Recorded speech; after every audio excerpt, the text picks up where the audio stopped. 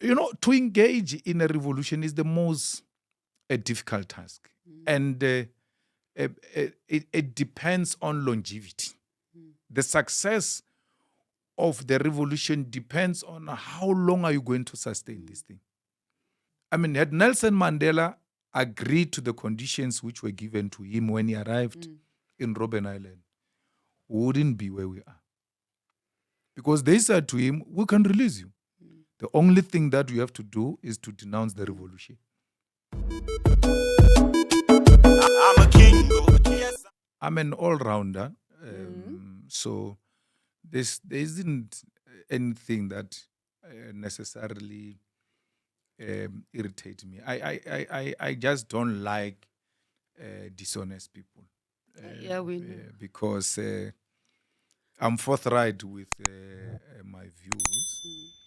And I'm the kind that always says, but speak good about others and the leadership and the organization in private so that you don't have a difficulty speaking good about the organization in public. Because if you are dishonest and you lie a lot in private, when you go take a public platform, those people that know your genuine views are likely to say, but who's this now? Who's speaking now? And all of that.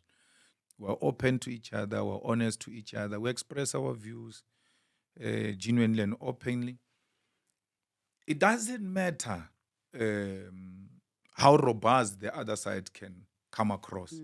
But you have expressed your view. And in their safe space, when they are alone, they will be able to make reflections of what was he saying actually, because it doesn't look like I paid attention. If you go into a construction that was done by a construction company of a white person, you realize that out of the privileges and experiences they were exposed to, their attention to detail is much better than our attention to detail. Not because we're just clumsy or anything of that sort, but it's amount of exposure and experience and opportunities that gets to be given to us, because we may want to pay attention to detail, but we may not get opportunities to do that. And as a result, we get opportunities and then we don't do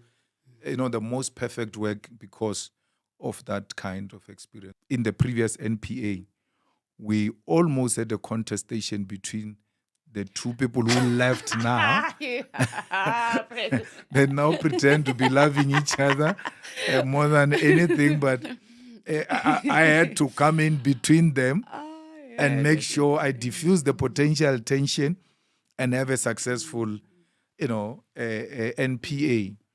And one of them, one of these people did not reach a threshold. And today they are the best buddies. And it's a nice thing to. It's not a nice thing. It's a nice thing to watch from a distance as to what is really going to happen on the other side, because we have had to manage it here. We are going through a particular period as the organization where the organization cleans itself, renews itself, and there's nothing you can do about it. It is going to be there's going to be a period of madness where people act in a crazy way and you're all like shocked. But it's called a political season. It's a political season of madness. It comes and goes.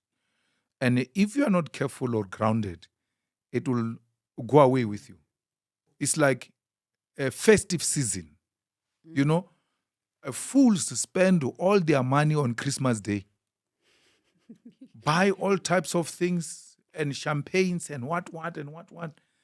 January, they don't have money for petrol to go back to Johannesburg because they didn't know that they were within a season of craziness and they were supposed to rise above that situation. Politically, we go through that. It's our Christmas season. So you ought to be very careful not to spend all your money on this because there is January coming. Kids want school uniforms. As it unfolds, at the beginning it was a bit difficult, but the politics that we have consumed now have helped us to come back into political realities that, oh, by the way, these things happen. But we are human. We ought to go through shock and pain at first before political consciousness kicks in. So it's like how you deal with racism. If a white man was to walk in here, all of us in this room, our body language is going to change, that the real person has walked in, until your consciousness comes back. Man, what do you want? Can we help you? We need leadership that is alive to those things. So, and we need a membership that is equal to the task. Not a membership that every time that which the leadership has warned about and prepared us happens, we become extremely shocked, like we've never been warned about that. Like we have said to the membership of the EFF, we coexist with them. They are amongst us, and we're not going to do anything to them, even when we know they will on their own leave. As that happens, you forgot all of that speech we have given. You remember the moment now. To engage in a revolution is the most difficult task. And it depends on longevity. The success of the revolution depends on how long are you going to sustain this thing. Because you must not suffer from political masturbation. And you think revolution is like masturbation. It's coming.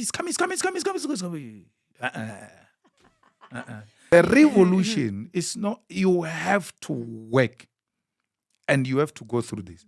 I mean, had Nelson Mandela agreed to the conditions which were given to him when he arrived in Robben Island, we wouldn't be where we are. Because they said to him, we can release you. The only thing that you have to do is to denounce the revolution. O.R. Tambo, in exile, can't live a normal life. The whole successful black lawyer throw away his career for us to be where we are. He never said in 10 years, in 20 years, in 30 years, if this thing doesn't happen, I'm throwing it away. No, he stayed the course. Winnie Mandela, the woman that fought and kept the fires burning when our leaders were in prison, when our leaders were in exile, when our leaders were underground, she kept the fires burning, got humiliated, violated, harassed by the police, never gave up on the cause. She started talking to the ants. She never, in that conversation with the ants, said, I'm going to quit this thing. The minute they opened the year, I'm going to quit. No, she became more resolute. And what is even worse about Winnie Mandela is that when democracy came, the violation continued. The humiliation continued. The people that she thought were her comrades isolated her and dealt with her to an extent that they even wanted to imprison her. At the back of our minds and in our hearts, we always knew that Winnie Mandela is hated by white people. She's not wanted, but people misunderstand her. She's correct because we're fed that lie. And when Winnie died, I never cried. I went to her house because I went to see her at the hospital and all of that. And I knew she was sick. When she died, I never cried. I cried when we were on the N1 to Four Ways. It was raining. And then the people who were going to the south and were going north stopped the cars because the N1 north was blocked for the procession, and then the N1 south was open. People on their own stopped their cars under heavy rain, took pictures, waved at her and all of that. And when we turned into Winnie Mandela Drive, William Nicole. We found long queues of people standing on the sides of the roads, black and white, including black kids waving their last goodbyes. That's when I cried because I was told this person is not loved by anyone. Kids under heavy rains, whites with privilege, they had nothing, no reason, none whatsoever, to get out of their comfortable houses to come and wave at her under heavy rains. Because people know their leaders. Yeah. Had Winnie given up on the struggle, wouldn't be where we are. You, the young women who look up to her, who say we have multiplied, you will not have seen the need to join the struggle. Actually, they would have used her to scare you guys. When you look at those people, you just know that it is bound to happen. And this madness must not consume you. But we're human beings. Do you have a family support? Do you have comrades who support you? Otherwise, they can consume you. And you drown in alcohol and drugs and all that, those types of things. And you just become one of those people who were once there. Yeah. I don't know which question I was answering now. You answered a lot. No. Your research back office must go and find that picture. There is a picture of a coffin carried in my township, written, "Rest in peace, Julius Malema." And that was what hurt my grandmother the most, that how do people buy a coffin for a person who's still alive? Maybe still to come again, that coffin. So you are not talking to the real person here. You are talking to a ghost in terms of my haters. They've long buried me. I shouldn't be here. And this, what is happening now, can intimidate me, can shock me. I can't be threatened by Zuma. No, I defeated Zuma. Zuma thought he buried me, expelled me from the ANC for comparing him with Thabo Mbeki, for saying there is a regime change which happened in Botswana now. I was guilty for that. I was expelled from the ANC by Zuma, and Ramaphosa was used as an instrument. So Zuma, my encounter with Zuma is not for the first time that it is the way it is now. He's inviting me back to fight with him, and I will do it, and I will do it with ease. I'm not scared of Zuma or all of his people who are working with him. There is no way anyone is going to threaten the existence of the EFF, and that person becomes a friend. Let's just know we are not together. Let's do our own separate things, and let's build our own organizations.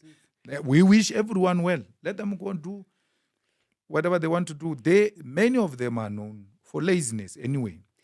They are not of any political currency. We had to carry them. But it's an organization. It is what it is. It has to be like that. And this thing is staggered. So, because if it's done at the same time, it will not be newsworthy. It will be that week and it's done. So it's done every week. so I've got a list. I just told you before we started, there's another one next week. You will see for yourself. And I'm happy if it happens before you broadcast this thing, you'll have to come and update it that, no, I want you in the discussion. And this is the real situation. So everything else that has been happening, I've been aware of it. I was only shocked by Floyd, but the rest never shocked me. Some have even went to ask in Parliament, if they leave Parliament now, how much will they get? And the most stupid thing, they even asked my PA in Parliament to go and check for them. What is their package? They tell Pendu, go and check.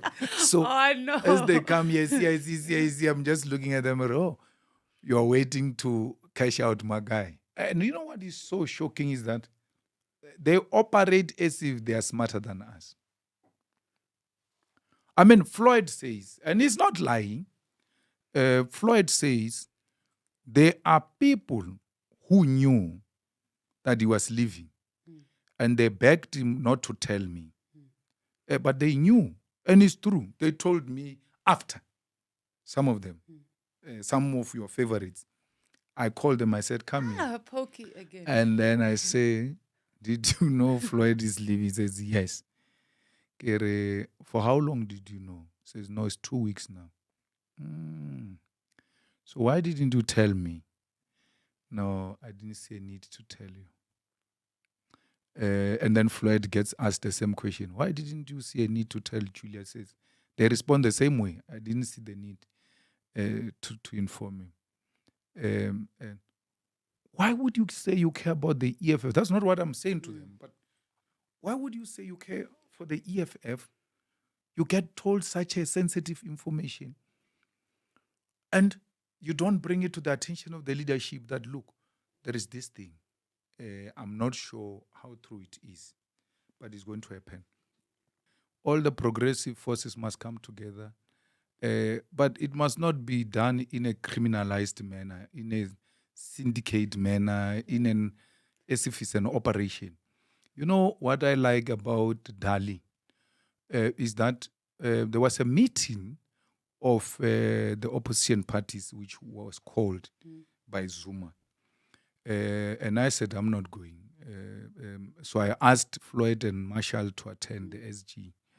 They went and Dali was there. Dali went to make a presentation of a paper in that first meeting where he said the EFF must close down with the other parties and then form something under Zuma's leadership. I mean, things happen the way they happen. I mean, Floyd and Marshall, you know him, he's just there and he speaks when it is necessary. But Floyd is the one who was leading the discussion. Who said, no ways, it's not going to happen, and all of that. And then he comes back extremely shocked that Dali is not only proposing it, he has written it down. He has had time to think about it and wrote it down. So I said, no. So then we agreed that we must meet, all parties must go consult their leadership, blah, blah. What is our position? I said, but that's madness. We can't do that. We closed the EFF to Zuma. Not 1 year. It was not even formed at that time. To what? Like, to do what? I don't understand that.